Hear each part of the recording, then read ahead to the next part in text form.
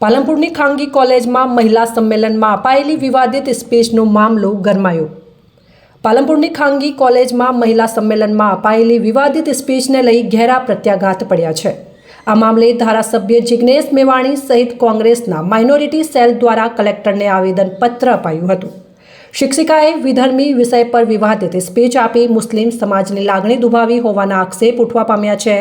આથી તાત્કાલિક ગુનો દાખલ કરી વિવાદિત સ્પીચ આપનારની ધરપકડ કરવા કલેક્ટર સમક્ષ માંગ કરાઈ હતી। હમણાં થોડાક સમય પહેલા કર્ણાવત સંસ્થાની અંદર સરસ્વતીના ઉપાસકોએ સરસ્વતીના ધામમાં જે આ કૃત્ય આચર્યું છે અને વિધર્મી જેવો શબ્દ પ્રયોગ કરી અને એવો સબ્જેક્ટ આપ્યો એ ખૂબ મોટું ગુનાહિત કૃત્ય કર્યું છે અને સમાજને સમાજ વચ્ચે હિન્દુ ને મુસલમાન વચ્ચે વહેંચવાનું કામ કર્યું છે। એ ગુનાહિત કૃત્ય છે, દેશદ્રોહી કૃત્ય છે મારા મતે।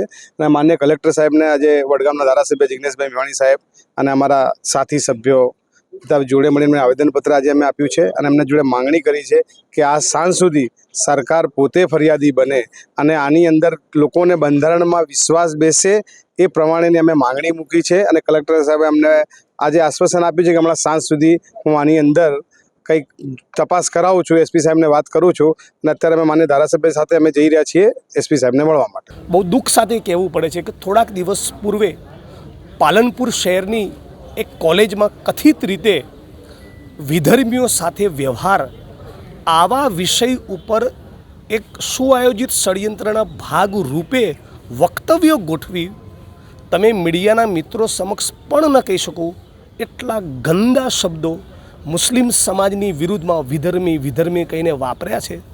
એ કાયદાના પહેલા વર્ષના વિદ્યાર્થીને પણ સમજાય કે ફોજદારી ગુનાનું કૃત્ય છે।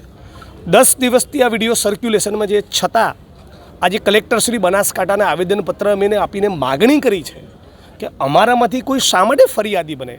જો તમે દેશના બંધારણમાં અને કોમી એકતામાં માનતા હો, તમે માનતા હો કે હિન્દુ મુસ્લિમ અને સર્વ સમાજ અને જ્ઞાતિના લોકોએ સાથે મળીને જીવવું અને રહેવું જોઈએ, તો બનાસકાંઠા જિલ્લા પોલીસ તંત્ર અને પ્રશાસન પોતે ફરિયાદી બને, તાબડતોબ ગુનો દાખલ કરીને ધરપકડ કરીને દાખલો બેસાડે કે જેથી ફરી કોઈ શૈક્ષણિક સંસ્થામાં કુમળા વિદ્યાર્થીઓના બાળકોનું મન કોમવાદી રંગે રંગવાની કોઈ કોશિશ ન કરે।